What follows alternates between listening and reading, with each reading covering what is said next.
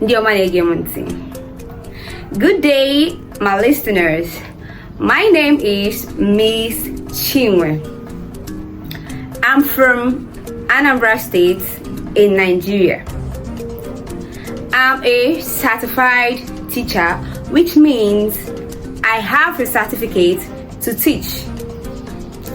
I specialize in teaching Igbo language to both adults and children.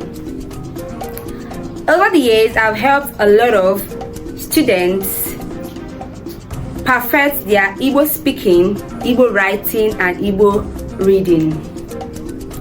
When it comes to my teaching, I believe teaching shouldn't be frustrating. Teaching should be fun. So I use a lot of techniques to achieve this method. Technique like games, storytelling. Who doesn't like a storytelling? Flashcards, and lots of fun techniques. So if you want to learn how to speak Igbo, how to write with Igbo language, how to read Igbo, come, let's have fun learning Igbo language together. Thank you.